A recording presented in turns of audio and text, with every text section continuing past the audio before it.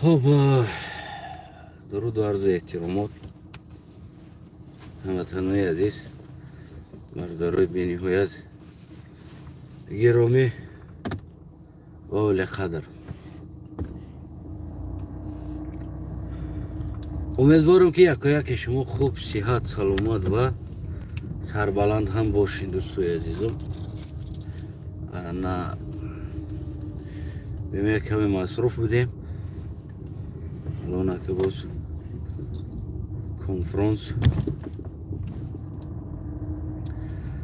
کنفرانس OBSE صحابه تاجیکیش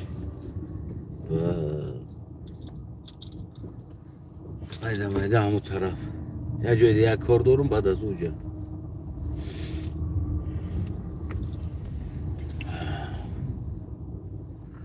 خلاص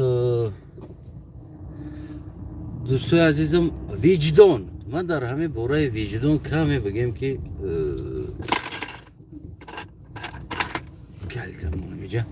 من در باره وجدان گفتنی دارم.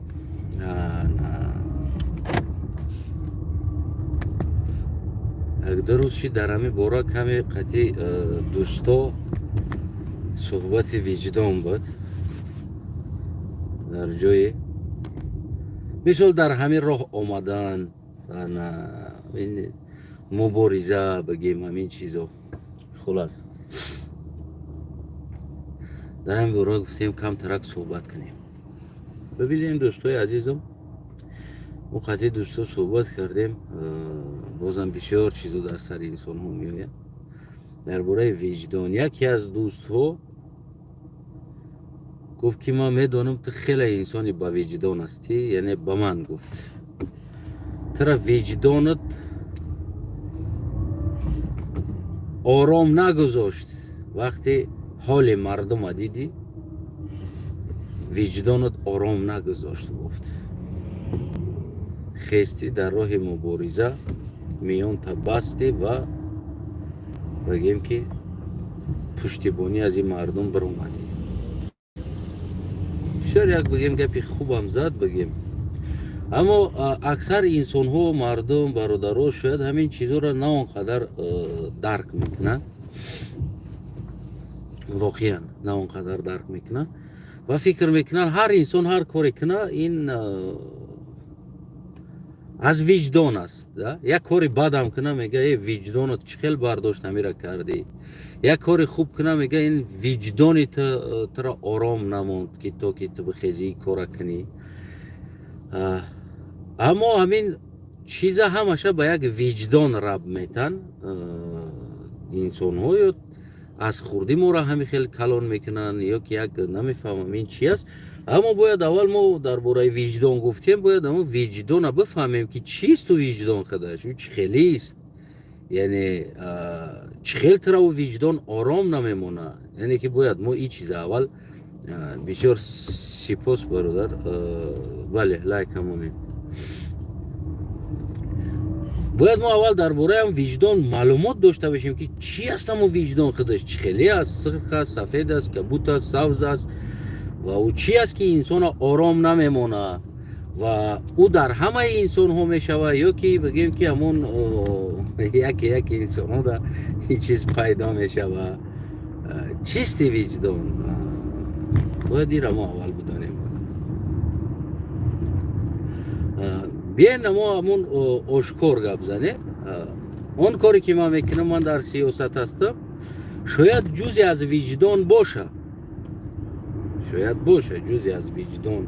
مثال میگیریم اگر همون وجدان تصوری که دوستا دارن شاید همین است از نگاه من. مثال ملت من قلق زیر پاشید مرا بگیم که قهر میکنه، مثال میگیریم. خب بگیم در کوچه و در هر جا بگیم در حق ملت من شاید یگون انسان گپی خطا بگیم تحقیر کنه، شاید این چیز مرا غضبم کنه. یعنی که وجدان این همون چیزی است که هم چوستوا میگن که روسا چوستوا. من فکر کنم همین است، یعنی از نگاه من همون کفتم وجدانه من یافتم همون در تصورات خودم. شاید دیگر انسان باز وجدان دیگه خیلتر بفهمه. هر انسان حق داره، اما وجدان همون چیزی هست که بگیم چخیل در تنت اگر یگان بیماری مثال ناخون اگر بزنی، مثال میگیریم اگر بولوش تام رسیدی در میکنه، یعنی که یک جو در میکنه نروی وجدان، همین چوستوات در میکنه، پسیخیکات در میکنه. همین چیز است وجدان از نگاه من همون کفته میفتم همین است. نه که ببینین وجدان در اون حالت ترا آرام نمیمونه. از نگاه من اون چیزی که در تو باشه، مثال گفتم که ناخونی تو زدگی باشه، ناخون تا یگان توارای سنگ زده باشه، بعد از او را بگیم که یک آدم بیا بجی قوره و در برد ما ششتگی باشم و بگم که ای ناجق ما در کردم، یعنی این چیز نادرست است. این چیز نادرست است. وجدان همون آدم خودش در میکنه، همون آدم خودش احساس میکنه درده، کسی دیگر نه. میفهمی نمیرم؟ یعنی اوناو از وجدان هیچ وقت اگر که نمیدونم یک آدم در یک شرایط زد، بگیم نمیدونم یک تحقیر شید یا یک چیز شید،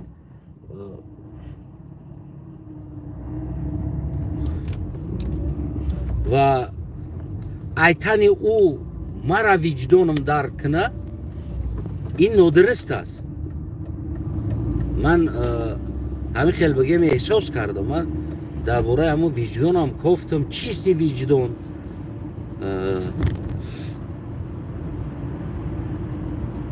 همین مسئله ها را ده که عموما بگیم این همین است.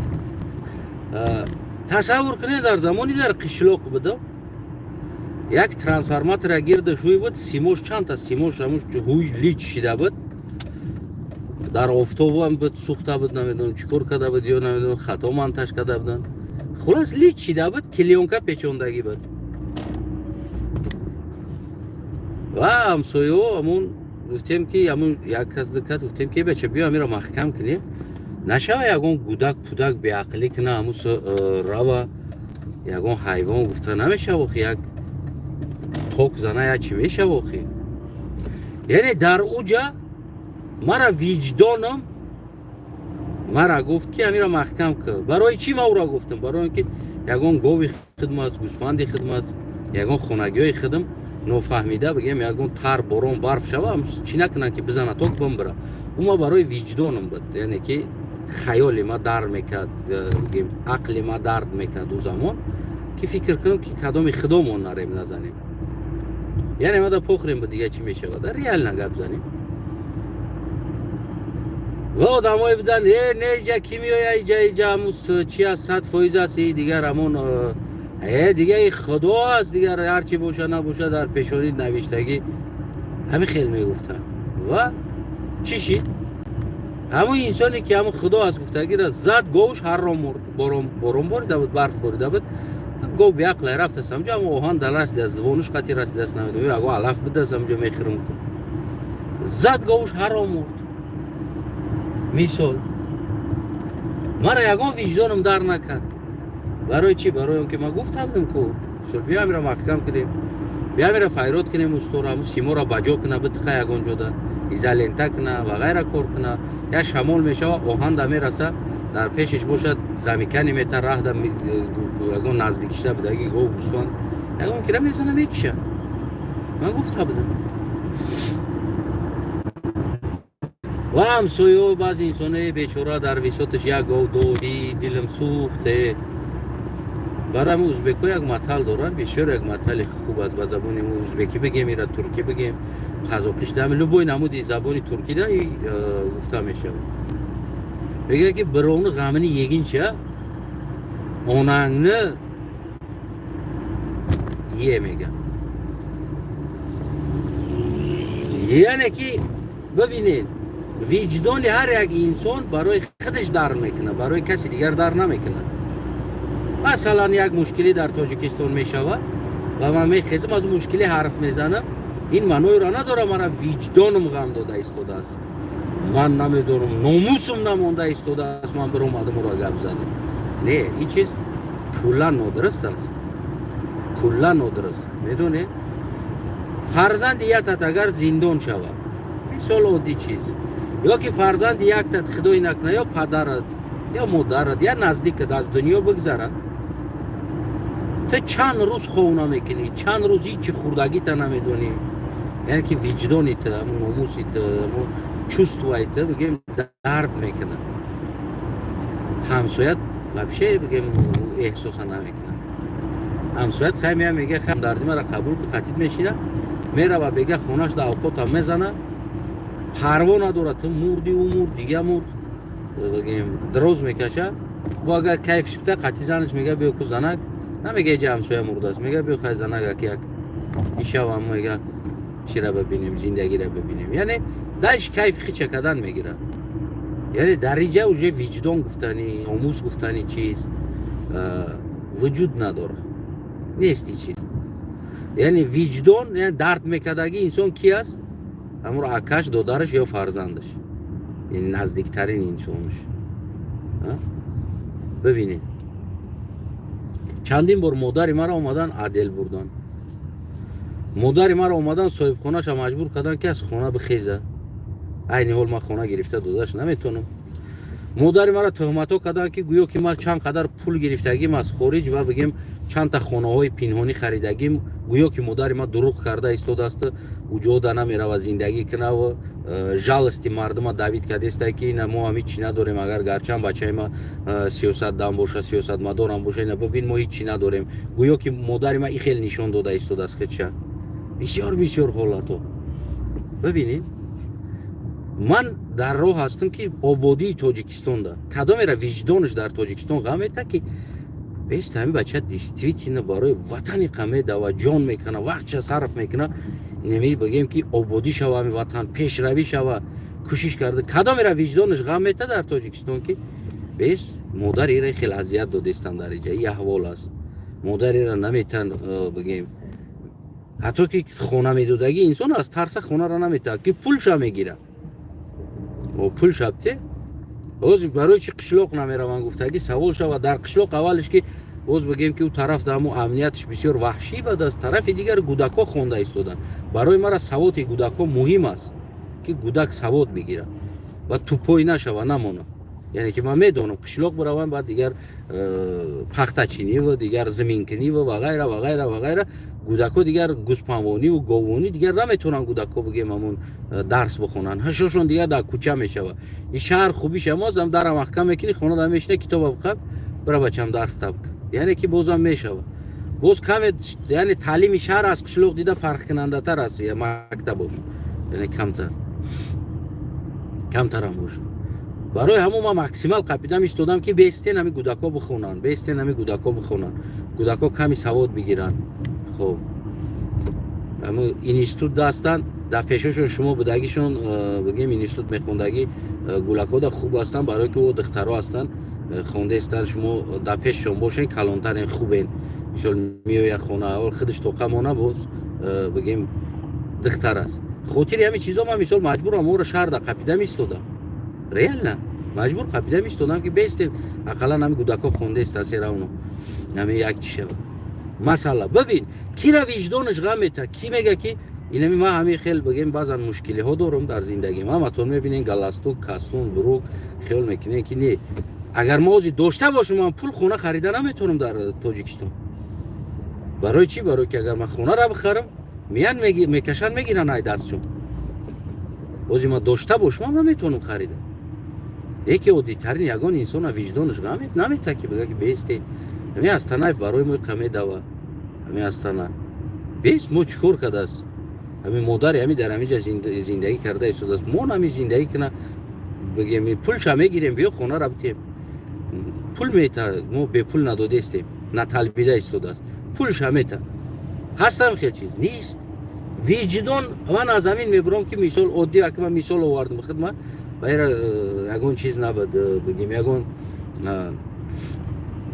درست مثال شو آوردم. مثال این خیلی شرایط هزار تا هستند در تاجیکستان، کدومیش وجدانش در میکنه برای یک دیگر نیست. من برای همون گفتم که برادرای عزیزم من برای وطن میکنم نه برای وجدان. وجدانی من عذاب نمیده. یعنی لبوی انسان بوی حالت بزنه مرا وجدانم عذاب نمیده. برای چی؟ برای اون که شاید وقتی بود که من غم میخوردم برای یک آدم یک شرایط بزنه، شاید من غم میخوردم، میگفتم بیچاره تشید، کوشش میکردم یاردم کنم، کوشش میکردم. باور کنین دوستایی که در برم هستن میدونن خودم نمیخوردم، در دیگران میدادم که امو برای گلکاش قطعی بخوره. بعد است اومدم، من خیلی سنگدل شدم. بعد درباره وجدان بعد دیگران شاید بگیم با خصوصا همین چیزا بحثا باشید، همین رو من فهمیدم که دوستای عزیزم این دروغ است. وجدان دروغ است که آدم میگه که خب فلانی بگیم که وجدانش غم داره ایستاده است، وجدانش راه نمیده که او بگیم چی کنه.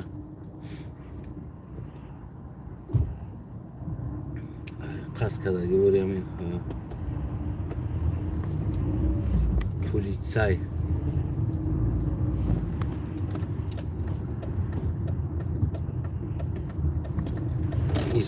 ایسا بگذارم برام که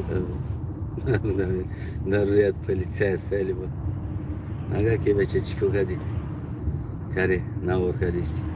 خلاص نه یعنی این چیز دروغ است. وجدان گفتن چیز، یک انسان برای یک انسان درد میکنه وجدانش گفته گپ، این دروغ است. یعنی که چیز وجود نداره، میفهمی نمیدونم. و عادی ترین من بعد برای خودم بعد هزارها شرایط خدمت مثال آوردم. من در همه اروپا اومدن ده بسیار یک مشکلی ها در زدگی هستم، من نمیرفتم پیش یگان که سر خم کنم میگفتم که چی کنین و باور کنین این جای چی ندارم. من در وокзал خواب کردگیم، من ریال نمیگم، 2 روز 3 روز من در وокзал زندگی کردگیم. نیک پیش یگان رفتگی نیستم، میگم که سر خم کردگی نیستم. من فکر نکنم که با انسان ها مثال از این مسئله خبر نداشتن. داشتن خبر، داشتن 100% خبر داشتن که مثال من اروپا اومدم ریال نه جای اومدم که بگیم پول روز در 06 تگی بدم. خیلی یک دو چیشید بردن همو و خواستی امام علی رحمان بردن مرا بگیم محکم کردن، از محکمه سر دادن. باید یه هفته بعد یا 3 روز بعد پول بگذاره. ما در اروپا سوسیال میته پول بگذاره. باید من لاگر برم، لاگر دوری باد است. ببینید پول ندارم تو لاگر رفتن. ما همین سمگلام جون مون خلاص کنیم و گفتن که میتونین رفته تو لاگر. گفتیم ها دوای کرو سرت مرا من میرم تو لاگر. سر دو برو اومدیم یکی نیست. ببینید لاگر رفتن دا پول در کره دور است. من وокзал دا 2 روز 3 روز خوب کردم. یکی میدونستن اطرافیو میدونستن که مرا سر دادن. همون بعدی تفتیش ماکسیمال درجه گرفتن که زنگ نزدن. ما دا که یکی از بو یگان پشتش جزیر نباشه. بعد قطعی علاقه دایی گفته ما دا پرابلم میشه و گفته ماکسیمال بگیم که مردم گرفته از من. کسی را همونجا بگیم که وجدانش غم نداد که بگرده بگه که بیس مرا وجدانم غم میته. همی از تنایف قطعی ما بود کو برومد کو محکمش کردن در اوجا بگیم پرسپورس کردن چند قدر در اوجا بود بگیم تقریبا قریب 70 روز در همونجا بود برومد که زنگ بزنیم که کجا است کجا هستم چیکو کرد چی شید کارو بارش. کسی را وجدانش در این مسئله غم نداد. مثال عادی من این را جلب کردنی نیستم. من درستی چیزا میفهمم. هر یک انسان بگیم که باید همون وجدانش برای خودش و برای سلامتی خودش چی میکنه. یا یک تاتوز دندانش در کنه یا یک تاتا نمیدونم سرتون در کنه. حتی که وقتی که یک جایی درد میکنه بگیم یگان انسان رو احساس کرده نمیتونه و درده. هیچ که احساس کرده نمیتونه. مایم دیگرم یا دردی که ما دارم ته احساس کرده نمیتونی.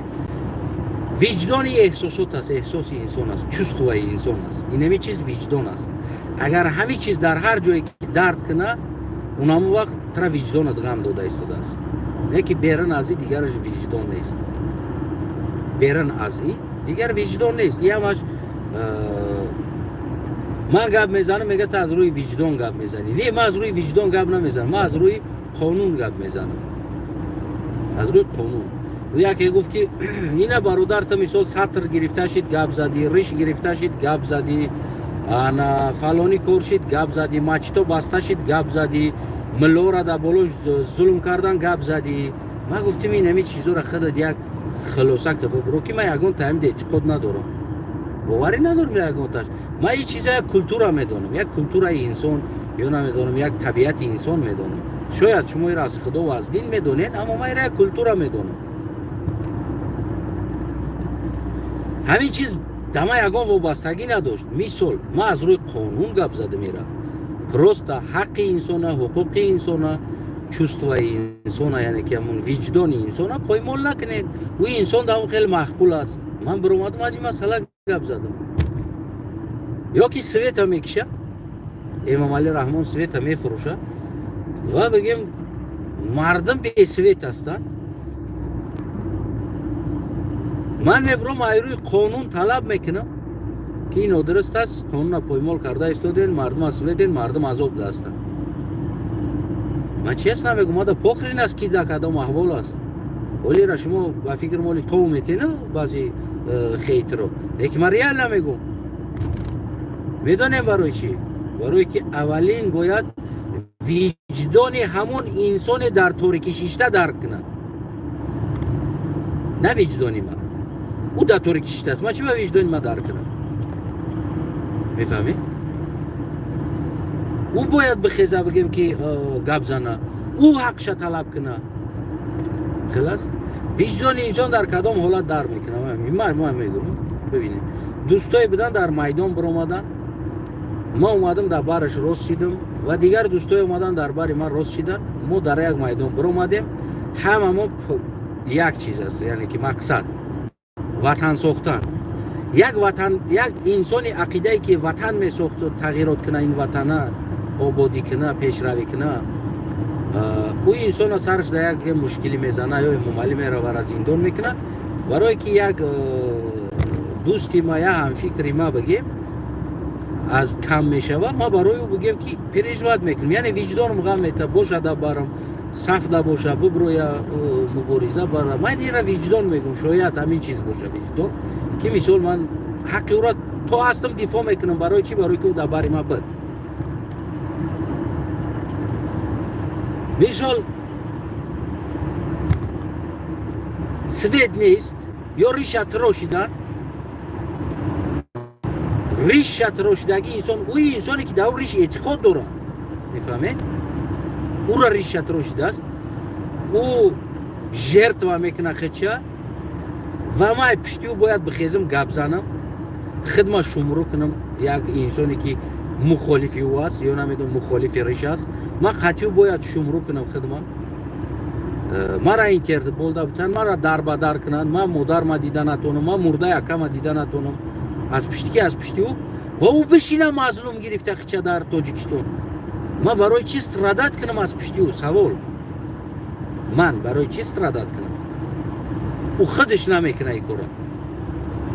میفهمی؟ رنگ همه که کدامیش کلان است میگه کودا کودا که میگی نهش میگه یا تبزه یا تمیزانی او نشان دادگی چلیک نشان دادگی آدم چیکار میکنه؟ میشینه و دیخ کده این کس میشه دشمن زن و زنی بین یک دیگر جوان. عیناً همیشه ایستاده است. یعنی من این چیزا با خلاصه اومدم، اون چیزی که من کار میکنم این از وجدان من نیست. برای چی؟ برای اون که برای این مسئله ها وجدان ما در نمیکنه. عین حال با وابشه در نمیکنه. رشته تراشید دادرم برادرم، رشته تراشید، ایمان با امون ریش داری، ایمان با خدا داری، پس بخی میدون. تو خاموشی؟ برای چی ما بخیزم رشته دفاع کنم؟ چیزی که تو ایمان داری ما دفاع کنم. سطر تا گرفتن، پدر داری، مادر داری، اکا داری، دودر داری، همسایه داری، خش داری. برای چی بگیم که اونا میبروین حق را دفاع کنن؟ ولی بخیزن حق را دفاع کنن، ما در برشان راستم، ما در همین راه هستم خدا. یعنی که هر انسانی که میبروی حق یک چی را دفاع میکنه اوجه خطیمه هست، یعنی که در باری ما هست. خب مچتا بستن ببرو مرحمت، ایمان داری به خدا، با پیغمبرت ایمان داری، باوری داری، این همه چیز وجدان است. باوری همه چیزا ایمان هم میگن که این همه وجدان است. درد میکنه انسان، درد میکنه، علامت میکنه. اونا بگیم که هو جوانی رشیشی قبض کو توجیکستان رفت امام علی را تعریف میکرد مور ایدیبک مور اقرات میکرد روزی دروز همه خلاص میشل رفت قدر بگیم مهربانی کرد چیکار کردن او را گرفتن کیدت کردن او را وجدانش در کرد طاقت کردن نتونست در همون نوعدالتیش یعنی وجدانش در کرد خیس بگیم که گپ زد پروتیفی حکومت گپ زد سیاستی حکومت خب این همه چیز است وجدان هیچ وقت وجدانی تو برای من در نمیکنه و وجدانی من برای تو در نمیکنه در حالت که اگر در حالت خودت نسوزی تو را یا بیگانه نمیسوزه یعنی یک کس دیگر نمیسوزه بفهمی نمیره هیچ کس تو نمیسوزه یا بگیم بیاییم فرض کردیم امید 88 یا دیگر همون بیزنسمن ها و غیره ها بودن کیف صفا میکردن عیش اشرت میکردن و دیخ میکردن وقتی شکمشون سیر بود یاد داشتن که مثال عادی فکر میکردن که همی استانه چی حال داره میگن امیره یا این دیگر بای ها و دیگر انسان ها میگن که این بچه چی حال داره نه که وقتی که او در چقری زد چشمش چور نگاه میکنه چی با استانه از حقی ما گب نمیزنه چی با ما زندانی شیدیم استانه گب نمیزنه چی با حقی ما ایروی قانون یا بار میگم ایروی قانون ایروی کنستیتوسیون جمهوری تاجیکستان وظیفه ما که در سیاست هستم من میگم یکی گفتن من منوی را نداره دل ما دست سوخته است من فقط قانون را دفاع دارم قانونی درش اوجه حواله با اوتایت است حواله با اوچایت است حواله با اکایت است حواله دیگه در مردون است وقتی که زید سعید بردار محکم کردن میشو زید سعید بردار بچهش چیکار کرد بچهش یه بار کفتر سر داد ما 3-4 سال در باره زید سعید گپ زدگی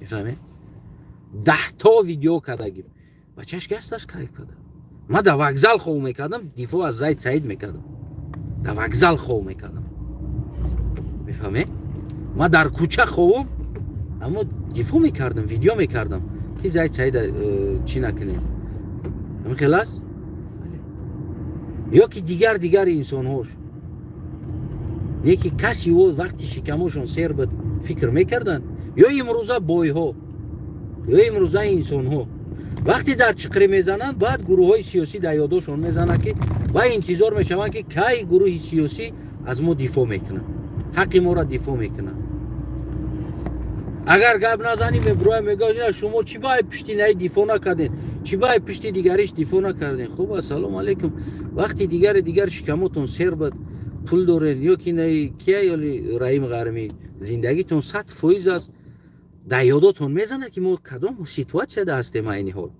یا دیگر اپوزیسیون در کدام سیتواسیون است میدونه نمیدونه برای کنفرانس اومدن پول گودکاشون کو اکانوم میکنن که بیاین در کنفرانس اشتراک کنن این اپوزیسیون از حق ملت از حق وطن سرزمین گپ زنن میفهمی نمیره فردو در چقری زدن بعد چشمتون چور میشه کنوم ما را میگیره که از حق ما گپ میزنه او وقت انتظار میشه حاضر باشه چیکار کردید یعنی حاضر کیفیت در وجدان شما در عذاب ما در اذیت ما وجدان شما پزولیت میکنه ادیخ کردن ده اما در چقری زدن وجدان ما باید غم بده که شما در چقری زدین همین خیلی از برادر دیگران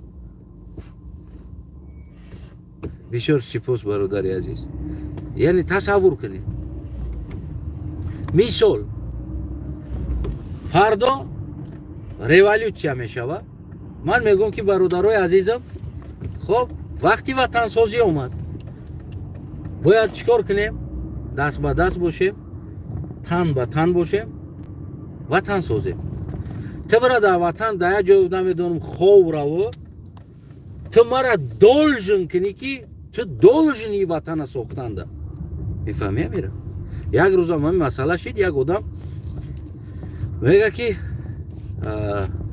یا انیختر شگب زنم خانم معظمه خون قطعی در یک جا بگیم دیدم مونده ما گفتم خیلی یک KFC بخریم در همین سنتر که هستیم بیا KFC خریم در حالت KFC خریدیم یک جوان 2-3 بار زنگ میزنه و SMS مینویسه یعنی که میگه برای چی تو ادوکاتی خونده ای تو должен که تو حق مرا دفاع کنی ده یعنی که هم خیلی همین گپا میگه شما میگه در پیش وجدانتون باید جواب بدین که شما ادوکاتی خوندین SMS است شما باید جواب بدین من گفتم ممکن است از اجازت باشه من گپ زنم گفت مایلش زنگ زد من گفتم سلام علیکم برادر و علیکم سلام خوب هستی او در چقری است بگیم چی است برادر عزیزم خودت چیکار هستی گفتم سوالش دادم گفت در سیاستم نه من گفتم من فهمیدم حاجی عین حال سیاست دستی میشور عموما کسبت چی است یعنی کدام کار خاطی سر کار داری مشغولیت داری در اصل من گفت استرویکا میکنم خونه ریمون میکنم خیلی میکردم خیلی گفتم فهمو برادر عزیز گفتم میدونی که خودت должен خونه مرا بیا ریمونت کنی ما چه خیلی должен خونه تر ریمونت کنم ما گفتم اوستایی که خیلی должن گفتم بیا که خونه مرا ریمونت کنی نه گفت ما اوستایم برای زندگیم کار میکنم خب پس از کجا گرفتی گفتم که خونه معظمت دا должен است از کجا گرفتی را یا از کجا گرفتی یک کسی دیگه دا должен است پس از کجا گرفتی که این انسان باید وجدانش غم بده که تو استرادت کردیستی وقتی تا استرویکا را میزدی 100% بود یه بار دا یادت زده بود که بیس همی خانم معظمه را زنگ زنم یا نمیدونم بیس یا یک کسی دیگر را زنگ زنم بگم که برادری عزیز در خونت یگان مشکلی داری مثل سانتکنیکی اوستوگی لامپچکا لیش کردن یگان جا را شکاتور کردن یا سفید کردن ما اوستویم مرا وجدانم غم داده است شاید که در تو باشه بیا ما برم به پول بکنم اتمت یعنی این چیزو دور مونی گپتونه این انسان ادوکات است بله ببرو بگو که اپا ادوکاتی و غیره ما همین خیلی سیتواتیا داریم اگر با اوده بگیری حق خدمت چند میشوه یاد این انسان خوندن دا اوتایت پول نگذارونده بود که برای این خونده استوده است برای بخره این چندین روزو در زمان استودنتیش عذاب کشیدگی است گشنه موندگی است نمیدونم یه 10 روز اومده است رسیده است اینا گفت که تو پرابلم ادا بزنی ما قرضدار این ملت میشم اومده خوندن همین چیزا را گفتم درست درک کنین شما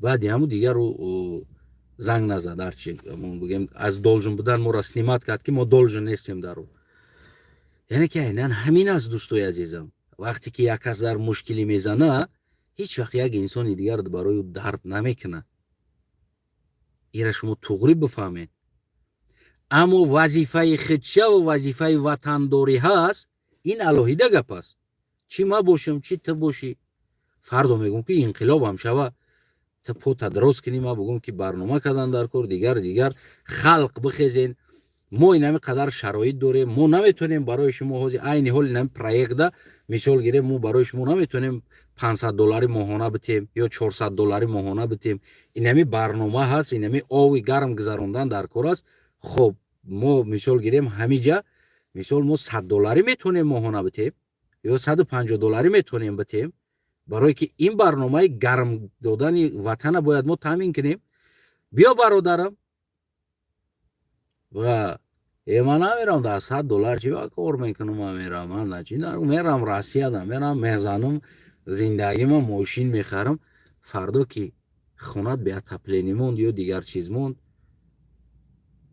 او وجدانی ما دا نیست یا گودک در خانه که مرد او وجدانی ما دا نیست او وجدانی تو دا بود برای که تو بسیار میخواستی ماشین سوار شوی میخواستی نمیدونم برای کار کنی در روسیه $100 وطن دا کار نکنی و برای گرمی خودت برای $500 $1000 اوروس گرفته شرایطی اوروس اساس کنی بتی ایجا وجدانی ما چی بگم بتا که گودکی تخنه خورده ایستاده است برای چی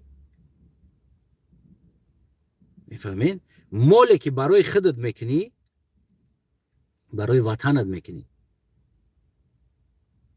яъне ки дар онҷа ту бояд ставка расенка надошта бошӣ. Бира як каси дигар да бикӣ расенка ки мисол хонаи худта ремонт кунӣ, усто бошӣ, таъмир кунӣ хонаи худта. аз занат пул талаб мекунӣ ки ман хонаро таъмин кардистам?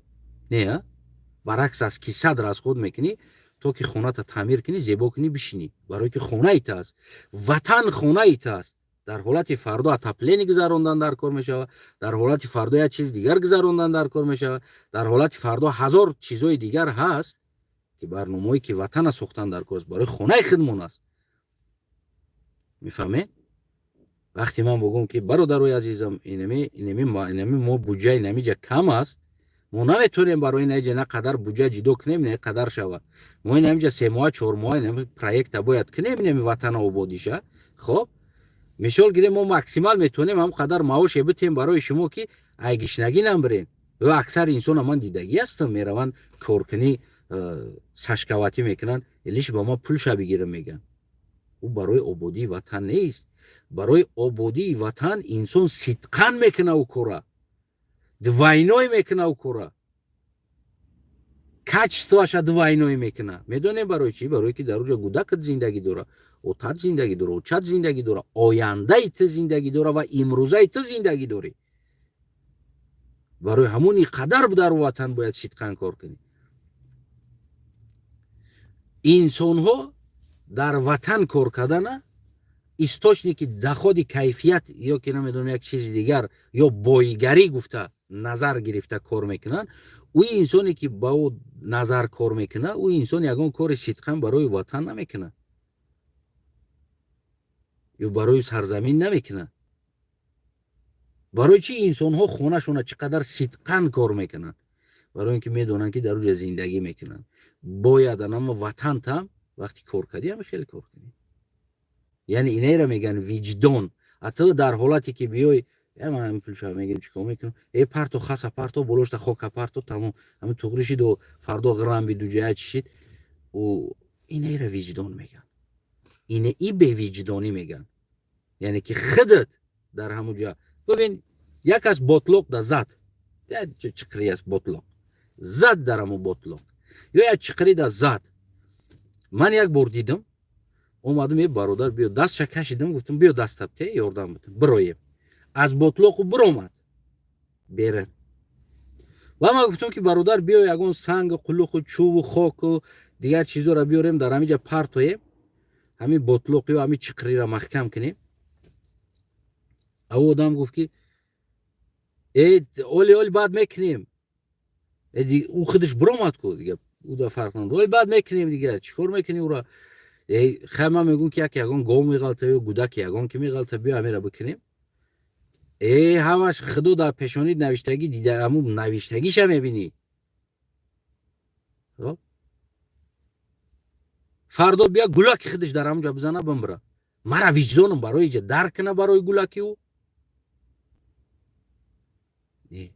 ва имрӯз ҳам ҳамун масъала ҳаст. вақте ки бесветист, ман мебурам мегӯям мардуми азиз, бесветист, ҳукумат фурӯхта истодааст, яъне шумо дар як аҳвол ҳастен. вақте ки далши худтонро нахезен, фардо гудаки шумо дар бесветӣ дахнакӣ бимира, фардо дар угари кӯмир бимира. ман бояд дарк кунам,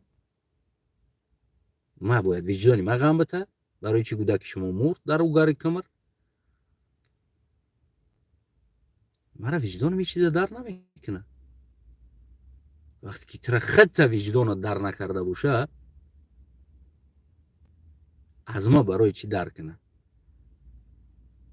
мефаҳмӣ намира? ина мисолам, ина зимистондам 10 оилаи дигар аз бесветиву аз угари кӯмиру аз фалон шароит мемира. мемира, ин реально аст. 10 оила мемира, 10 инсоно мемира. аз угари кӯмир, аз хунукӣ, хонаш дар мегира мерава ва ғайра корҳо мешавад. аммо майра гуфта истодам, 10 боро гуфтам. вақте ӯ инсон хомӯширо ихтиёр кард, виҷдони ӯ ғам надод, که نبرامد طلب نکرد حقیقت چه؟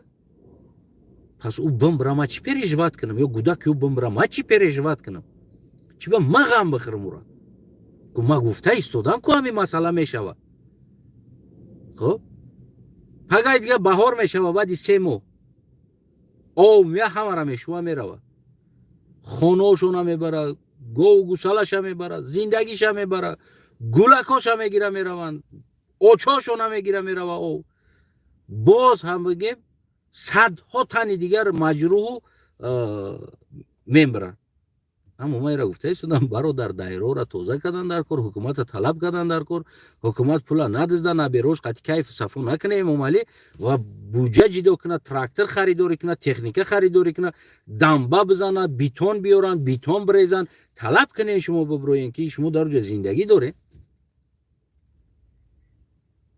ای همش در دست خداوند است دیگه خداوند هر چی در پیشانی نوشته باشه همون را میبینی باز هم خدا را گناهکار میکنی شما میکنین خدا را گناهکار منه خب فردا می آو میزنه میروه باید ما پریشوت کنم که او چای تر آو برد فرزندی تر آو برد خانه تر آو چپه کرد باید ما غم بخورم ای برادر عزیز من در این مسئله اصلا غم نمیخورم من همچون انسانی در سیاست همچون یک انسانی کم ترک میفهمیدگی انسان که همین مسئله ها شیده ایستاده است من میگم تون برادر من شخصا آینده پرزیدنت باشه من بعضی مسئله را میبرورم او مسئله را یک انسان حل میکردگی نیست میارم در بین میمونم مردم میگم برادرها میگم خلق عزیز اینمی مشکلی ما شرایطمون اینمی است باید یک دست شیم همین را حل کنیم اما کسا گفته ایستادم کن اگر تا دینگوز بزنی دیگر دینگوز بزنه فردای حادثه در اوجه شوه که من گفتم و مسئولیت ما گفتم شرایطی بدگی را گفتم براتون که باید بکنیم یک دسته شیده ما کسا فردای گفشه ما مطویت نیست ما غم هم نمیخورم در اوجه مردم ما یک چیز دو مخته شدگی هستن دوی ما مظلوم گرفتن این خود شونده میفهمین؟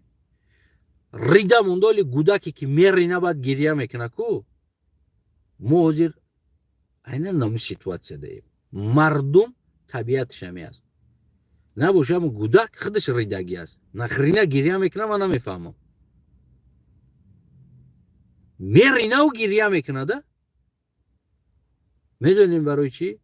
برای که او گودک پسیخیکی اوژه میدونه که بعد ریدن گریه کنه اوچش در جایی که او را زقیده ششتنده مهربانی کده میشوه یا نمیدون اپش یا اکش را توزه کدن که گریه نکن گریه نکن جوانی ما هیچی نمیکنه هیچی نمیکنه گریه نکن هیچی اینه یک کدید خلاص ای پا ای کدسته ای ایلا بی خشتویسه کدست هیچی نمیکنه هیچی نه ایرکش میکنه اگر گوده گریه نکنه اکا دوفته در کنش زده میشوانش میدونه نمیره اهمیت دادگی نه پشخلکی نگاه کنه بعضی گودکی که گریه نمیکنه اون در کنش زده میشوان یا گودکی که میرینه باید گریه میکنه او ایرکش میکنه امروز مردمی ما تاجیکستان عیناً همو از خچون میرینن بعد در جلس دوید میکنن بعد خچون مظلوم میگیرن بعد بیچاره میگیرن نمیدونم بعد نمی باید یک کسی که پشتی او را بگیره زورا کنه اکا بگنه که کورا التیموز بیچاره هست چی برای چی بیچاره هست تو او مرد است مرد چی با ما او را بیچاره بگیم بخی یا بانی بخی اختا طلب که ما در برت هستم تو میدان برو هر انسانی میدان میبرو او در بری ما هست گرچند دور باشه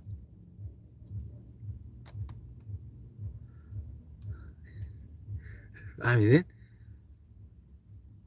تو میدان برو وقتی که تو اگر در جلس دوید کردی بعد او انتظار باشی که یک انسان وجدانی تو خودت احوال در خودت وجدان در نکنه تو داو چقری بزنی و ما از کیم که جای استاده وجدانی من باید در کنه که بیچاره داری روز زده ما باید بخیزم حقی را دفاع کنم گفتم زید سعید بچهش که جد است برامد نه ما بچه زید سعیدم نه ما زید سعید یک این فایده دیدگیم نه شاید که زید قطعا سلام من نمیکرد در زمانش در کوچه باشه مثل امروزه بگیم دیگر بایا و دیگر دورنده اوقات شاید سلام نکنه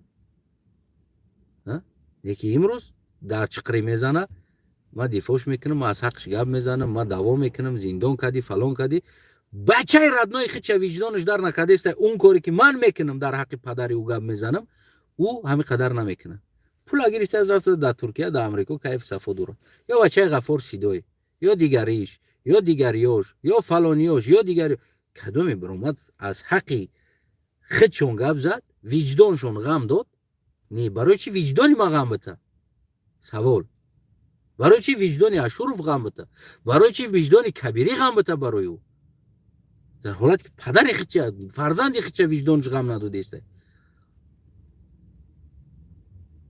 میفهمی نمیره عیناً همین مسئله از وجدان برای که اگر من اون کاری که میکنم این رب نتین با وجدانی ما این وجدانی من نیست شاید پیش ما بودم دیوانه تر به عقل تر همو بگم وجدان غم میداد میگفتم پریشواد میکردم غم میخوردم غمیشه میخوردم باید ما یاردم کنم باید ما یک کار کنم بعدا ما فهمیدم که بیست ما تمامی چقری دزدم کی مرا یاردم کردگی است کی را وجدانش برای ما غم دادگی است کی من مسئولیت سیاسی ما انجام میدم وجدانی ما غم نمیده همین چیز دوستای عزیزم درست درک کنید باشه برادر ما کسل روحی شما انسانای سالم هستید میفهمین کسل روحی را تماشا نکن برای انسانای سالم تماشا کن رقص که در چیز هسته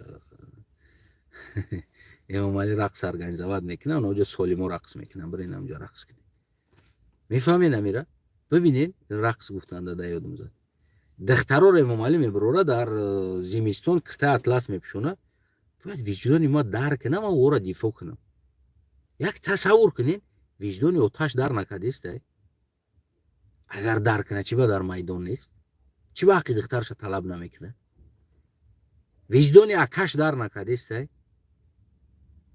اگر وجدانی آکش در کنه در که جا است من چی با او وجدانی ما در کنه نه ما مسئولیت سیاسی ما انجام میتم از روی قانون که امام علی رحمان همین چیزا رو کرده ایستاده است ما یک بار میبرم برای مردم آگاهی میتم و گپ میزنم که مسئله را این نمی مسئله است دلش وجدانی ما غم نمیته دلش باید وجدانی اوتای او غم بته دلش وجدانی اوچای او غم بته دلش وجدانی آکش غم بته دودرش غم بته امکیش غم بته وجدانوی او باید غم بته که ببرویم بگن چی به دختری ما میره در اونجا رقص میکنه چی به دختری ما در زمستون کرته اطلس میپوشم میسته چی هستی باید او دلش بروان نه وجدانی من مسئولیت سیاسی ما انجام میدم نه مسئولیت وجدان ما میدونی کدام وقت وجدانتون درد میکنه یک از خطون اگر تحقیر کنه مرا وجدانم در حالت ملتی مرا تحقیر کرد درد میکنه اگر بقپم میگم دیگر باور که در دستم باشه اگر شرایطم باشه به یگان سود و به یگان چیز تجاوز میکنم یعنی این درجه مرا وجدانم غم میده میفهمین برای که تحقیر میکنن مثال گیریم کوچمنچی میگن به وطن میگن مرا یعنی این گپ را وقتی میزنه ما بقپم هات تجاوزش میکنم در دستم میزنه مثال در این حالت چست وای مرا تحقیر میکنن میفهمین امیره اگر میگم اثبات آورده نتونستی در گپت کپت دود کردگی است من را کانکریت نگفتگی مثال وقتی یک گپ میزنی اثبات داشته باشه فکت داشته باشه دلیل داشته باشه بگو قبول است یکی نمیدونم گپی بابا تو گپی محمد یا نقلی کوچکتی اومدی یگان اثبات نداری در این مسئله معلومات نداری یک ملت تحقیر میکنی او دیگر فایده نمیکنه اثبات کرده نتونستی ما پول از قفات اثبات میکنیم میتیم که چه خیلی بچه بدگیده یعنی چه خیلی خانمود میکنیم ایرا ما گارانتی میتم مثال در اینجا وجدانی ما برای چی برای که شخصی ما هست مرا در شخصیم وجدانم در میکنه یکی در جامعه ما از روی وجدان کار نمیکنم ما از روی قانون کار میکنم باز هم میگم که هر یک تا تمی خیلی نه که در زبان دروغ میگن ما را وجدانم درک کردست، ما دیدم خیلی زیق شدم، ما گریه کردم، ما نمیدونم ایشا و خو نکردم. این دروغ است. دروغ است. یعنی که مداح نباشین. ما در زندگی مداحی را شوم میبینم. بد میدیدگی چیز مداح است. یعنی که با زمانی جوانوی اپوزیسیا چوپلوس کونلس میگن که مداح. من مداح را بد میبینم. یعنی که مداح نباش. میفهمی نمیره؟ ما نباید بگیم که مداح باشیم دوستای عزیزم. یعنی ای باید بگیم که مسئله وجدان هست. اینمی چیزا میگن وجدان. اما این دیگر باقی مونده دوستای عزیزم. بازم باری دیگر میگم و ببروین حقی اتپلین اختونا طلب کنین. سویت های طرف مونین. مایلی سویت نباشه. من نگفته ایستادم برای شما که سویت باشه. من میگم که برادری عزیزم ببروین طلب کنین از حکومت هر یک تاتون اتپلینی گرمی اتپلینی رو باید کرده شد. خلاص هر یک رایون، هر یک ولایت، هر یک قشلاق، هر یک جا ببروین طلب کنین دوای اتپلینی. من سویت طلب نمیکنم. گس پس میشوه، بلند میشوه. اتپلینی خونه را گرم میدودگی. مرحمت. میفهمین؟ تمام. یکی اگر که اتپلین طلب نکردی فردا گودکت در خانکی مرد، فردا خدا در خانکی مردی، اوچت در خانکی مرد، آوردی تقاره دا کمر نمیدونم خودت با خودت یا چی پریدومت کردی ودومت کردی آوردی خونه تا با یک گرم کردنی هستی بگیم که مردی. من گفتم ببرو میدان، ببرو طلب که، ببرو این کوچه، نه میتینگ، نه استیفای ممالی، نه یک چیز دیگه هم تا ببرویم بگیم که ما میخوایم محترم پرزیدنت اتپلینی باشه. دستروش نه. محترم رئیس بگیم، رئیس شهر بگیم، پرزیدنت نه. برای رئیس شهر. مرحمت. محترم پرزیدنت ما میخوایم که رئیس شهر کار کنه. نه تاریخ خوب کنه. دوای پروژه کنی پروژه باید باشه.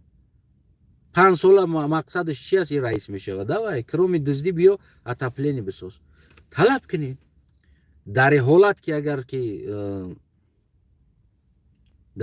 که اگر طلب کی نکرده این فردا فرزندای شما در اوگار کمر موند، ما چی بگم بخرم؟ چی بگم پریجوات کنم که بچه‌ایت در اوگار مرد، اوچایت در اوگار مرد، نمی گودکایت در اوگار مرد. چی بگم پریجوات کنم در این چیز؟ ما بیچاره بگم تو بیچاره نیستی، تو توپویی پروسته. خلاص من قدر میگم تو یک انسانی توپوی هستی که کسی برای دشمنی تو نمیگه، کسی برای دوستیت میگه که بخی طلب کن. بخی طلب کن. حق تا. ما حق خدمت طلب میکنم. ما هیچ وقت حق خدمت نمیمونم بگیم در دهن یک کس بگیره بروه. ما حق ما طلب میکنم. ما حق ملت خدمت طلب میکنم. حق هویت خدمت طلب میکنم. انسان بودن خدمت طلب میکنم و حق شهروندی ما طلب میکنم. ما در میدان میبرم طلب میکنم. شب دوست تمامی سوال داد که اگر همه حقات تامین شود خاموش میشه. تمام همه حقم طلب ما برای خودم اون چیزی که من طلب دارم، یعنی که با کدوم مقصد چخیل ما خاموش میشم. مصیبت از روی قانون یه بار میگم، وظیفه ما اجرا میکنم، یه بار میگم. تصمیم گیرنده تو هستی دیگر. ببرو حیاتی تو هست. وقتی من مشکلی حیاتی تو را دیدم گفتم، فهموندم که این خیلی است، ببرو طلب کن. و دیگه معنای را نداره تا همون رنگ گوده گوری برینی و بعد خطا جالس دا بجی قوی گریه کنی و بعد ما بیام ترا وای موچی بیچاره ایمو مالی چی باید لازم دادی و بیچاره لقا خسلو ایتری نمیشه دوسته عزیز. از این بعد باید در سیاست هم در دیگر جا ما کمی واقعا از یک طرف بگیریم، ما کمی از عدالت میریم از عدالت سیاسی. ما از عدالت سیاسی بیرون میریم. من شخصا چند بار بیرون میرم. از قانون ها بیرون میرم. از عدالت سیاسی بیرون میرم. میدونین چی با؟ برای اینکه گفتم که یعنی که باید ما با مطابق قانون و عدالت سیاسی عدالت انسانی یک بار ببرم هم مسئله را به مردم بگم که مردم ببرین مرحمت طلب کنین. در حالت طلب نکردن من حق ندارم امام علی را دشنام کنم، حق ندارم شما را دشنام کنم، حق ندارم امام علی را تحقیر کنم، حق ندارم سیاست را تحقیر کنم. من همین دین که بود یک دو سه روز پیشم یک سودبنی کودکسی بگیم همون چیزای سود و چیزای سودی یک کتاب از اما اوبسه گرفتم، حقوق سودی، حقوق انسانی سود شونده و غیره بردم هم رو یک کمی مطالعه کرده. واقعا بعضا جا ما میبرویم میره برای که امام علی میبروه خیلی ما هم میبرویم. اگه امام علی 100 بار زیاد ما میبرویم میره از وکالت قانون خیلی ما هم کم کم میبرویم. یکی با مطابق قانون باید ما یک بار طرف هم اومد دوامش طلب کردنی است از من است. تو ببرو میدان، ما کو در میدانم، ببرو میدان.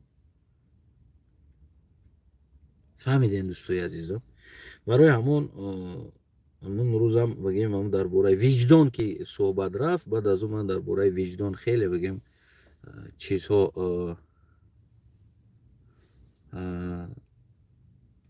معلومات گرفتم و فهمیدم، گفتم چی هستی وجدان خودش، چی به وجدان مرا غم بده. یعنی میتونه وجدان برای یک انسان استرادت کردنش تر غم بده و اوتای او را غم نته، اوچای او را غم نته، اکای او را غم نته. میفهمی نمیره؟ یعنی از همیجا بگیم که من خلاصه بروری خدمت کردم و خلاصه بروری ما برای شما هم انا گفتم. یعنی که هر یک انسان باید برای خودش وجدان خودش درک کنه و درد میکنه، برای دیگه کس درد نمیکنه. ریال نه. هزارها انسان هست در تاجیکستان واسه شیشتگی سوم دارن، وضعیتشون بزیب شدگی است، از 10 ساله دیده حاضر با بزیبتر شدگی است و غیره شدگی است. واقعا ما میگم ایره پنهان نمیکنم. حاضر هم دارن، شرایط هم دارن، پول هم دارن، دیگر هم دارن. شما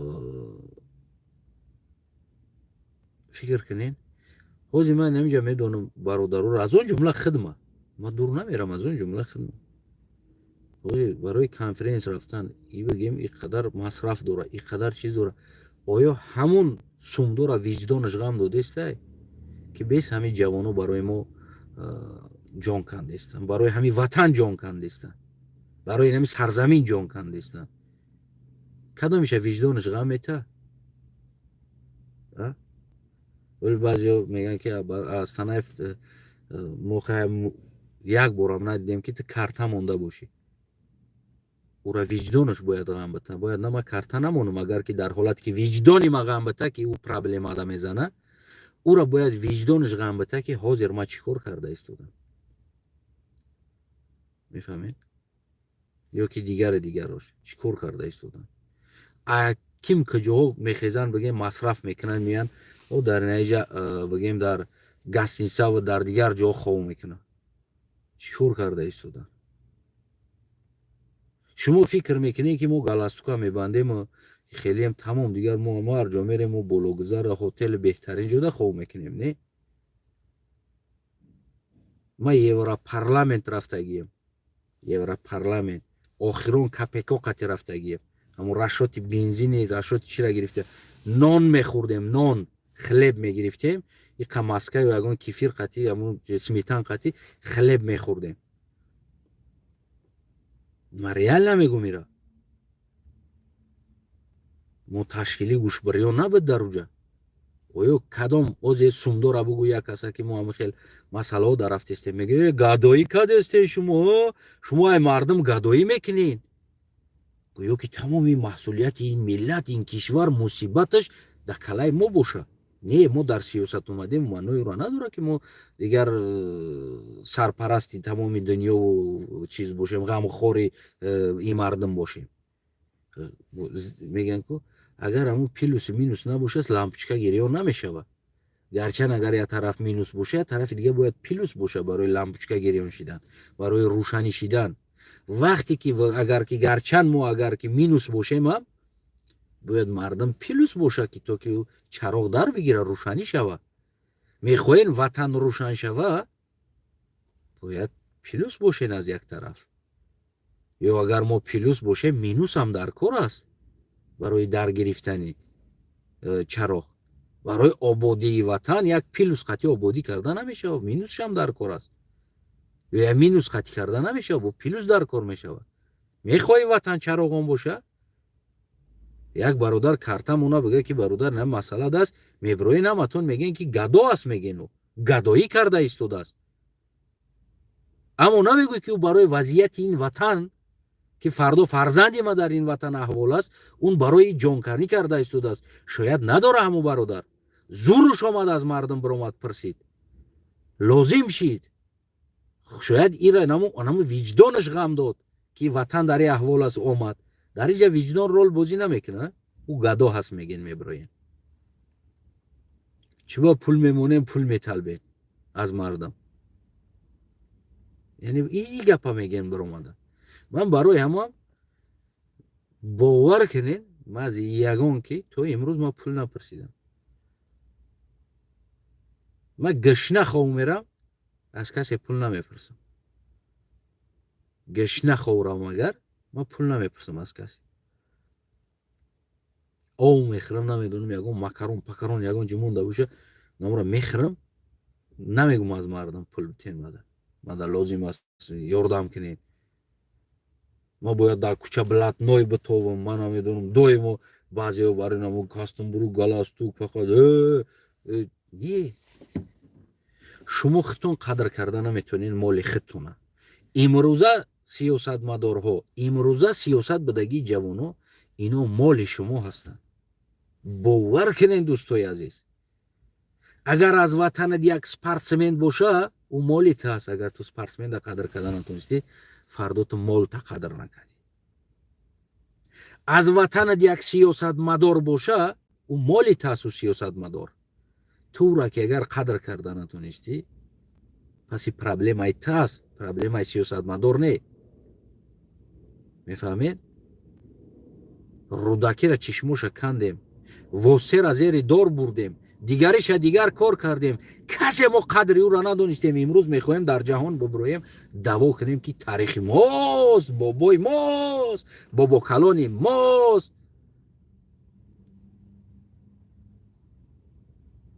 алхоразимӣ заложник гирифтан бурдан дар бағдод то мурданша, бигем ки ҳатто мурдаша надодан. моли мост дод мезанем. ин бародари азизам, бародарам, воқеӣ моли туст. аммо қадри моли тура донистӣ худат? оё ин сиёсатмадорҳо моли шумо нестанд? оё ин ҷавонҳое ки намедонам бечораҳо, баъзеҳош аз стройка баромадан, баъзеҳош намедонам хондаста будан партофтан, ино биромадан хотири ватану сарзамин биромадан дар ин майдон, ино моли шумо нестанд? чаро ин молтона қадр намекунед? чаро ин дороитона қадр намекунед шумо? муҳтарам бизнесмено, муҳтарам пулдоро, муҳтарам тиҷоро, муҳтарам заводдоро, мерен 10-то 20-то ҳавлиётонда мошин, катежо, даро, ин молтона қадр намекунед? фардо чиқрӣ задем, баъд ёдтон мезана ин молтон. баъд кани мара гуфт занутон дачка бара, баъд мегин дар ӯ конференсия номи марам гирифтан. чӣ гуфтан? номи мара нагирифтан дар конференсия. ҳаққи мара талаб накардан. мефаҳмед? бояд молтона қадр кунед. ман баротон мегӯм. яъне ки ёрдам додана позитсия 1 сум дода 10 сум таъна накунед. барое ки оппозитсияи одам барои кайфияташ истифода бурдагӣ нест. ман ба бисмилло мегӯм байнами ов. ман 1 сум як инсона барои худам, барои кайфиятам намедонам, барои зиндагим истифода бурдагӣ нестам. 1 сум истифода бурдагӣ нестам. мефаҳмед? намерам набошам ман метавонистам маро шайтонӣ кунам, бигем намедонам, ё ки кори худма барои лишна даромад овардан истифода барам барои хидмат. Бубурам давай ёрдам кунем, давай кора кунем, давай кора кунем, давай кора кунем. Масҷид ба масҷид барам хидмат мусулмон бигирам, намедонам церкв барам хидмат христиан бигирам, ранги эмомаливорӣ. Инаҷа барам хидмат дигар чизода бигирам, уҷа барам хидмат тобутам, хитоӣ барам, намедонам хитоишам, хотире ки манфиат бигирам, беҳтарин мошин сувор шудам. Пишти мошини ман пушида хоб рафтааст. Ям қадар ки ҳам мебара меёра бечора. Мефаҳмед? Ман чизоро барои манфиатам истифода набурдам. коре ки ман мекунам бовар кунам я тракторист кор мекунам. ҳамаи ҳами соати 3 шав, 2 шав, 1 шав ҳам боша, бозам мебурам дар як масъалаи ватан мебурам гап мезанам. худо мурдагӣ бефараям, ай кор биромадагӣ, я раҳи дур омадагӣ, ҳаш надорам. неки вақт ма ки ёфтам мечиқам кнопкаро бозам барои ман қарздорам ира. оё виҷдони ма ғам метаҳида ин кора карданда? Не, ман маҳсулияти сиёсӣ ма анҷом метам. ман маҳсулияти фарзанди сарзамин будан ма анҷом метам. ки ман фарзанди сарзамин ҳастам, мушкилиша бояд ма гап занам. вақте ки ту мехезӣ ё хов мераи уш проблемаи таст, дальше виҷдони таст. виҷдони ма ҳеч ғам намета дига. тра баран дорд бикашад дига виҷдони таст. нахести бурдана дорд кашидан. чӣ кор кунам? мегум ку гуфтам ки трансформатора устора биёрем, ё намедонам гирча маҳкам кунем, як кор кунем. та чӣ намекуна? мо худо дорем. ту дар худо эмон надорӣ? ман гуфтам ман дорамо. аку вақто сахт мусулмон будам. гуфтам ман дорам, неки худо ман ақл дода. агар ҳамеро бояд маҳкам кунем ё бало кунем, ё гирча биё чӯб бигирем, монем хеле зашита кунем, наздикӣ нашава. ягон ки ё ҳами электрика файрод кунем, устои барқа биҳами симора ҷамъ гирд кунем, барои симо ҳами кашол аст, я чӣ мешава? мо аллоҳ дорем гуфтан. гуфтам боша. зад аллоҳдора говша свет трг мурд, дар висоташ як гов дошт. фаҳмидӣ? аллоҳш ёрдам накард. гашт чӣ гуфт? гуфт ин дар қисмати ман аллоҳ ира навиштагӣ будааст. фаҳмидӣ? аз аввал то охир гунаҳгор аллоҳро карду ва худша бегуноҳ кард. заншам агар як гап занад, ту чӣ мегӯй? ту дар худованд имон надорӣ? дар тақдир ҳамӣ боша, ман чӣ кор кунам? ман ба таи дилам гуфтам уна ки туро барохи қатъи тақдират. ва мо метавонистем электрика файрод кунем, ҳамин сима ҷамъ куна, ҳамин барфу борон дод, тақдири та ҳам хеле нашава. вале хаёл ки нақс ку говта зад, як гудакта мезад, мекиши чӣ кор мекардӣ? мефаҳмед? аст ӯ дал чӣ? ман мегӯям ки аллоҳ дар тақдират ҳамира навишта будааст. ки сел мегирам мебарам, мегӯям аллоҳ навиштааст дар тақдират. ҳамин хел нест? дар хунукӣ мебирӣ, тағорада кумра меёрӣ, дар метӣ, дар ё печка ё намедонам, мебирӣ, берун мебиро, я очад меғалта дар торикӣ, дар хунукӣ мезана, дасту пош мешкана, ё отад ё момад ё бобод ё як кас, мегӯям аллоҳ дар тақдират навишта будааст, ман чӣ кор кунам? вақте ки агар ман зидди чиз гап занам, пас ман уже зидди аллоҳ гап мезанам. он чизе ки аллоҳ дар тақдири ту навиштагӣ аст ва ман мехезам мухолифат ба хости аллоҳ мекунам. ман девона ҳастам ки мухолифат ба хости аллоҳ кунам? не. қишлоқтона бурд, ҳаматона хонаву дарта бурд. ман девона нестам ба мухолифат аллоҳ бибиром гап занам. аллоҳ дар тақдират навишта будааст. ки аллоҳ дар тақдират навиштааст. фарзандат ғулом шид. ман биромадам 10 бор гуфтам ки мисол ҳамин чиза бояд пеши раша бигирем, бояд мардум соҳиб дошта бошад. чаро мо ҳамун якди инсонҳое ки бигем мардума соҳибӣ мекардан, овардан, киштан, зиндон кардан, ҳақша дифоъ накардем? иззатамона, каромат шарифа, яъне овардан, зиндон кардан, якеша киштан, ҳақша дифоъ кардӣ? не, накардӣ.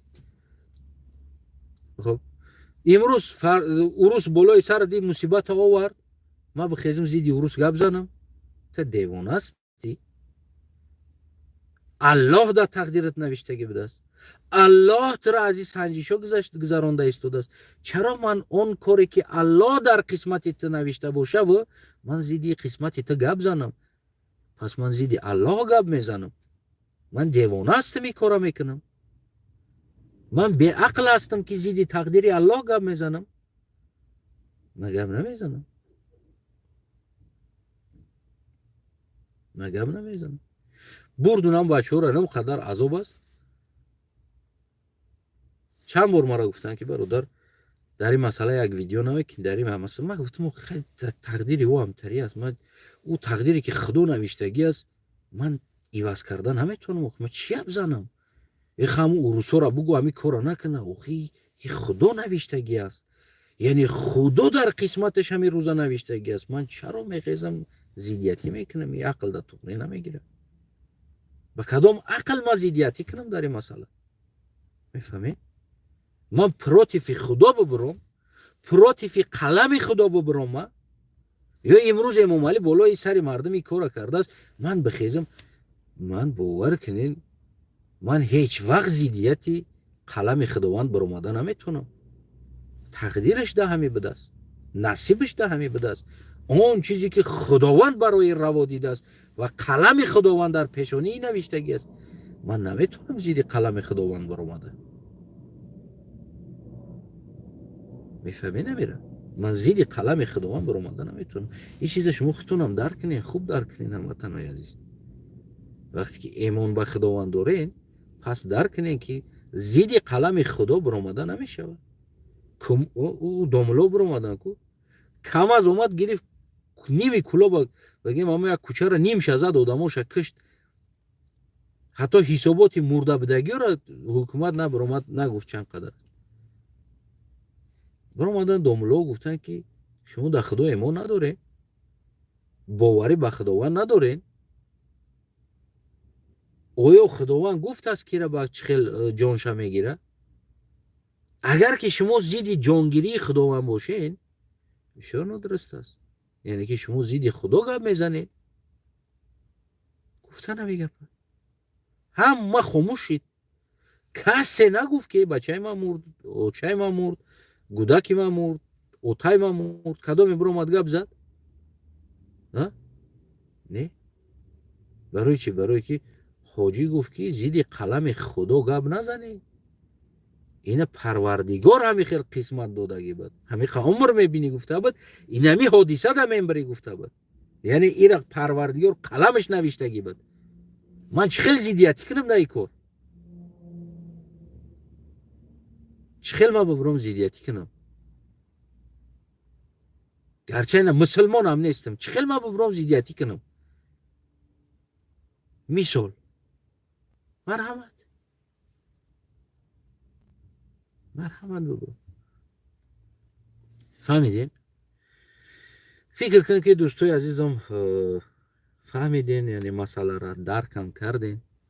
در کدام مسئله بود صحبت. به هر حال تشکر برای کامنتو. چی خوب نوشتین، چی بد نوشتین. نه بگمی همین کامنتوی شما هم، همین نوشتنی کامنتوی شما هم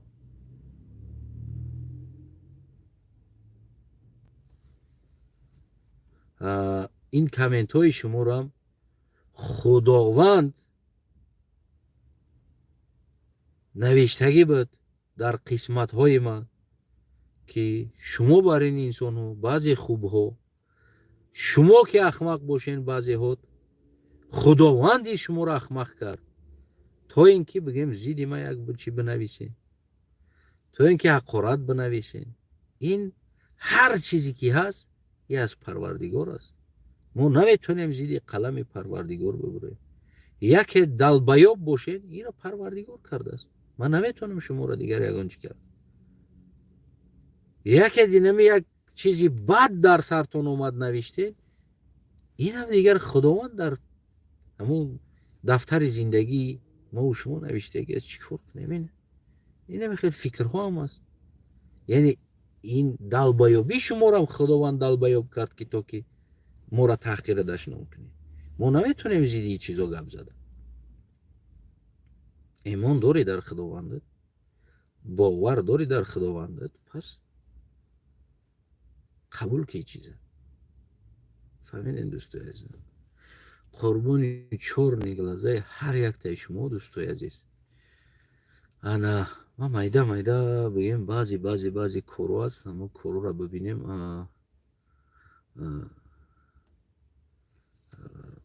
سلامت باشین همتون. من از باور کنین از چیزی خفه نیستم، فقط بگیم خیلی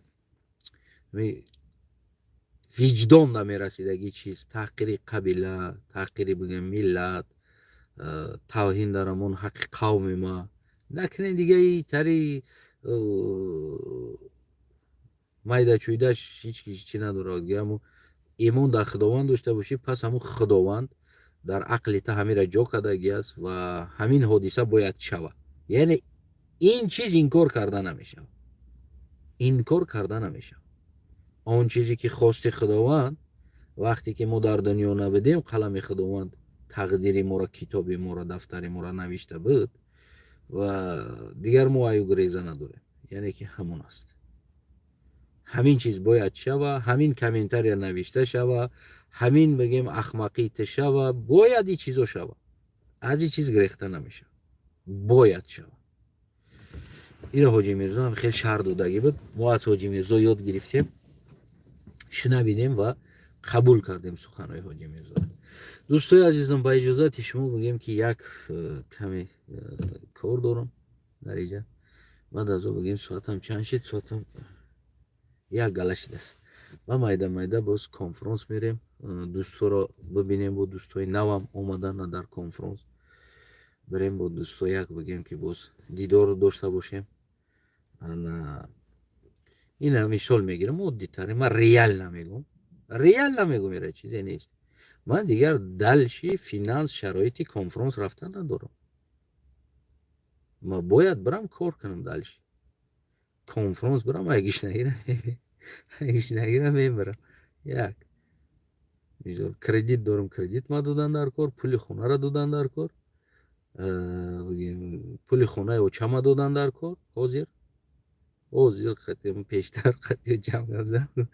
پولی خونه اوچه ما دادن در کار، پولی خونه خدمت دادن در کار، پولی کردیت دادن در کار، با پولی خوراکی و گودکارا دادن در کار. در نمامنت حاضر ریال نه $1000 پول اینمی تا 15 همه باید من مصرف کنم. نیکی من $1 ندارم، دارم $1 دارم، $50 دارم. ریال نمیگم، $1000 در کروز من $50 دارم در کشم. اینمی روز آخران روز میرم کنفرانس. ما دیگه پزولیت نمیکنم برم.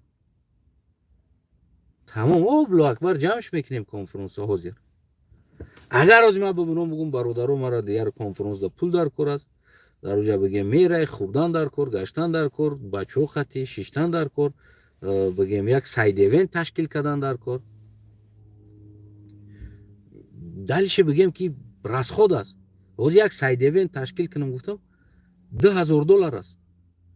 перевод چی میگیری اونجا دا، دیگر زال میگیری و غیره. $2000 است یک ساعت ساید ایونت که درباره یک مسئله تاجیکستان جلب میکنی. بگیم دیگر نماینده‌های دیگر کشور، دیگر سیاستمدارا را جلب میکنی که خصوصا در هم موضوع توجه داشته باشن. $2000 перевод چی دیگر $2000 $2500 در کار است یک ساعت ده. میفهمی نمیره؟ این مسئله خیلی نمیشه و این چیزو. یا پروسه تا گوزی هم جمعه رفتنی ما نمیشه. برای همین میگم که تو این $15000 پول کم ترینش $1000 در کار است که ما باید پول خونه خدمت بتون، پول خونه اوچه ما بتون، پول کردیت ما بتون و یگون قبچه اوردی دیگه قطی کارچوکه پیاز با اوچه ما بخرم بتون. $1000 پول در کار است. من نمیتونم دلش رفته. ما شما هم طلبیدن نمیتونم، یا برآمده طلب کردن نمیتونم، یا کارت مونده نمیتونم. میفهمید؟ برای ما همین روز آخرون روز است. دیگر از پگه پول نیکستون رو شکاف دامه درویا با همون کپکا و سپارتیفیکا و دیگر چیزو با میپوشید. دلشی میره پرچاتکی رو با میپوشید، دلشی با کار میکنی. با میره نمو گای پای زندگی. برای ما دا پول در کار است. میفهمید؟ شما دا آزادی در کار است، برای ما زندگی در کار است. то бояд майра анҷом буд. Ин ягон ҷои пинҳонӣ надорад. Ва дар инҷа бигем ки виҷдони ма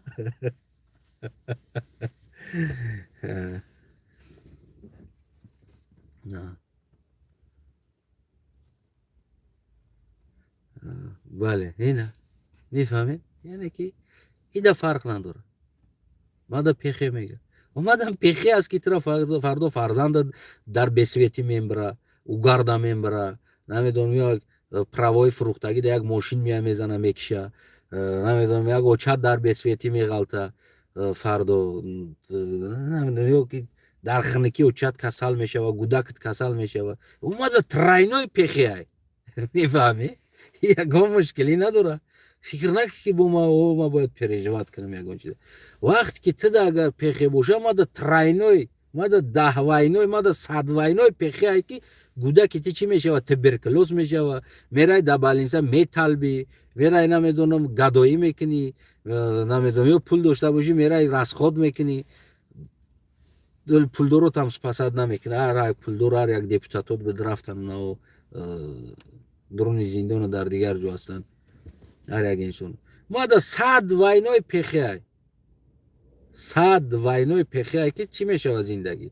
шояд имрӯз шукри аллоҳот аст ки намедонам ҳамун касали аллоҳа доре ки имрӯз шукри аллоҳот аст, зиндагит соз аст. ҳар як депутат буд, ҳар як вазир буд, ҳар як сумдор буд, ҳар як бизнесмен буд ки мефаҳмӣ, шояд 300 бор агар хоб кунӣ, як бор дар хобот бигем ки зиндагиро тасаввур карда наметавонӣ чӣ зиндагӣ дошт. яке умед 88, яке умарали қувватов, яке дигар даҳот депутат, бигем яке Заид Саидов ки дар пойтахт нотари домо мебардоштанд, пул нахе пул доштанд. тамоми бензин контрол, газ, патрол гуфти ҳамун гапои домора месохтанд. на хеле пулдоро будану дар дурини зиндон аст. мефаҳмӣ, ба умеду шукронаи аллоҳот наша ки зиндагит соз аст. фардо ки дар чиқрӣ задӣ мада садвайной пехе мешавад дар твори инсоно. ман ин кора мекунам барои он ки ватани мо паганам хеле мисли ҳамун одамое ки дар ҷомеа дар кор ҳастанд ва мисли ту бар ин пехе исто, то ки дар ҷомеа мисли як инсон зиндагӣ кунад. ва агар накумада садвайной пехе аст, агар ман лично барои худам агар бугум зиндагӣ мекунам, мекишам мепартомам мара мерам он ҷай пай зиндагим бо тем боле он вариантое ки аз тоҷикистон таклиф шидагӣ аст барои ман, ки намедонам то куҷо уро мо одами ҳукуматам гуфта наметавонам, дигарам амо бигем ки он таклифе ки барои ма кардагӣ аст ки дилхоҳ зиндагита организоват мекунем. шояд ягон бизнесмен боша, просто ҷаноба чақа наша. бизайна пул таметем хона, дилхоҳ хоната ихтиёр ка бихарем батемад, мошин, бизнес кадани метемад долята биги бира бизнес ка. очата дар Тоҷикистон хона, ҳавлӣ хоҳи ҳавлӣ, зиндагӣ 100%. ягон чине моҳона гуфти ҳамун гапо бо доляша метем ки дигар азоб накаша.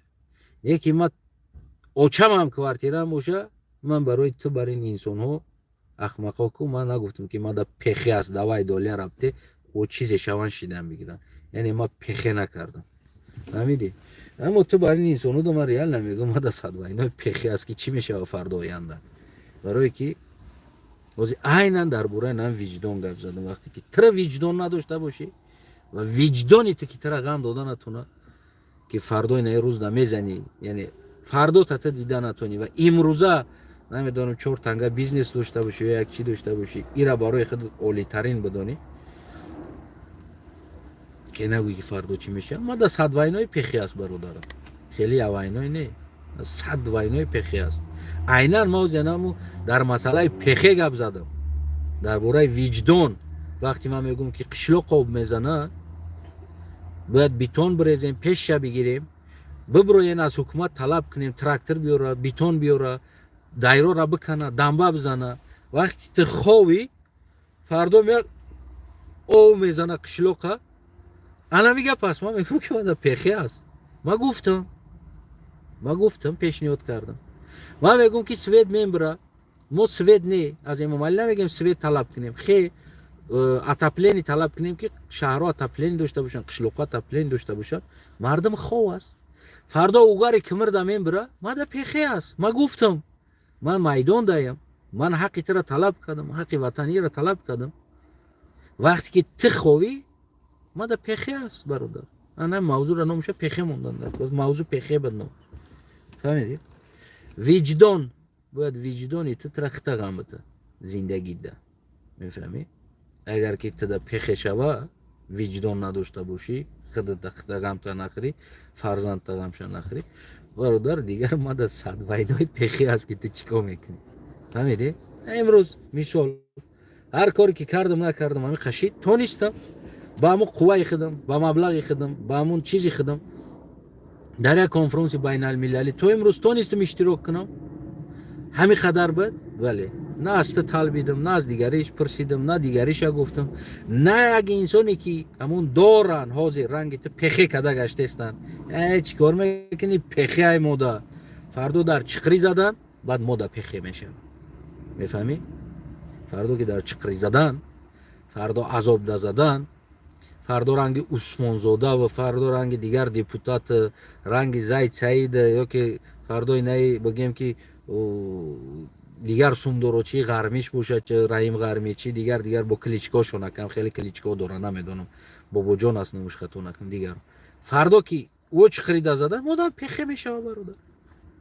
Лично ма тасмим гирифтагим аз бабад я бор ҳуқуқи конститутсионӣ, ҳамчун сиёсатмадор, ҳамчун як инсони дар сиёсат аз рӯи қонун ҳуқуқшам талаб мекунам ки ин кора накунед, ин кор нодуруст аст, қонунӣ чора дида шавад. Халос.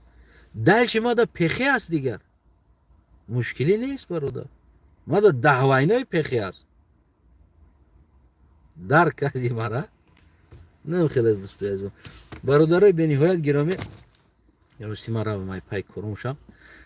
Бигем ҳамин рӯз охирон рӯз аст, ман дигар рӯз наметавонам конфронс рафта Эмомалӣ Раҳмонов метавонад дигар делегатсия тароӣ кунен, агар ҳамон қадар чӣ боша давомша биёян, бигем ки конфронса бигзаронен ака.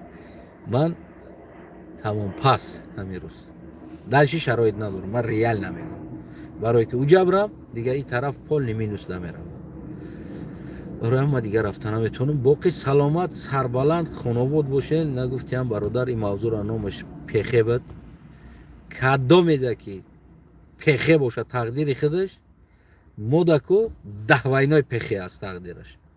Ман вообще переживат намекунам ва ман он корое ки мекунам, ана он корое ки мекунам аз рӯи қонун мекунам, на аз рӯи виҷдон. Ва шумо ҳам зиндагӣ дорен аз рӯи ҳамун фикрҳотон, на аз рӯи виҷдонтон. Эмомалӣ ҳам дуздӣ мекунад барои кайфияташ, на аз рӯи виҷдонаш. Яъне виҷдон гуфтани чиз ин як просто чӣ хел бигем шумода, яъне ки мавҷудоти бигем чӣ хел аст, яъне чизе ки дида наметавонӣ, чизе ки эҳсос карда наметавонӣ, чизе ки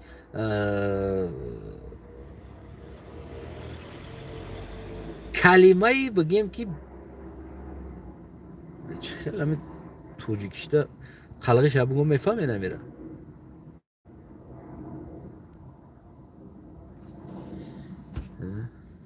Короче, ҷон халос куна каси калима халос. Яъне ки ҷони хита халос мекунӣ ба ҳамин чиз ё хита ғамхор мекунӣ ба ҳамин чиз.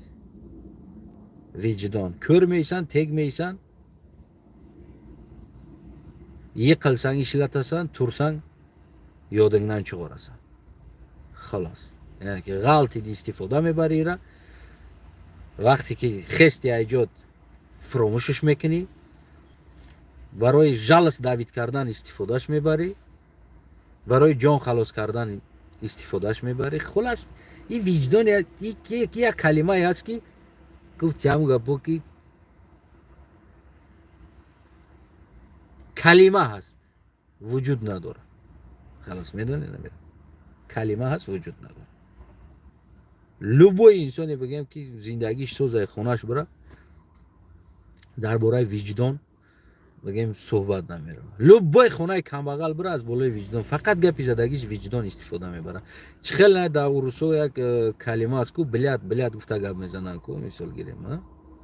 یعنی که همون یک کلمه بلیات گفتگی برین است. اگر چخیل سیویاسکا слова انیقترش وجدان گفتگی کلمه این سیویاسکا слова است. یعنی که یک پیوستوی همون سخن ها میشود. وجدان داری روی وجدان کار که میدونم با وجدانت حواله که میفهمین وجدان کلتورنا نویشی слово است کلتورنا نوید میکردگی سخن است یعنی که کلمه وجدان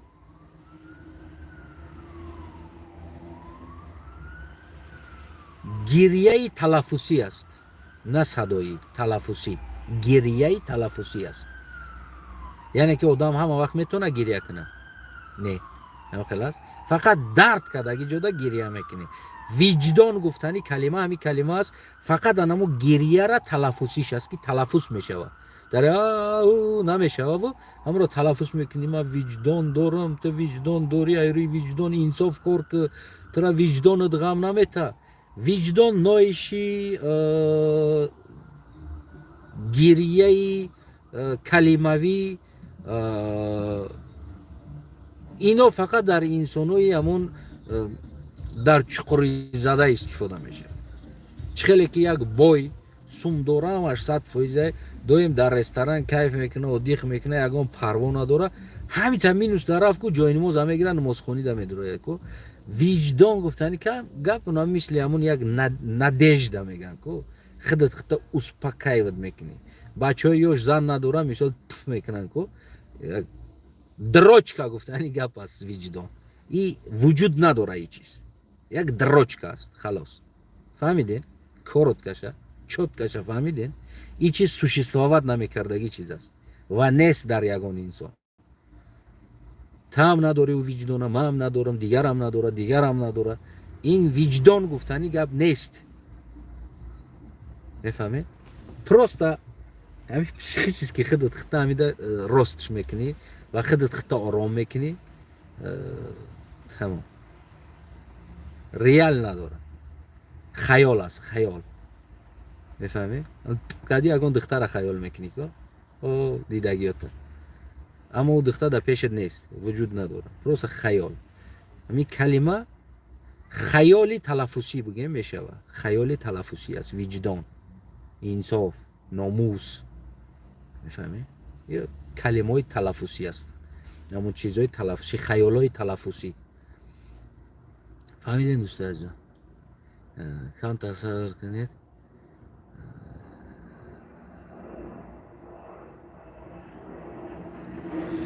برحال سلامت باشین دوستای عزیزم من یک قرطا بخورم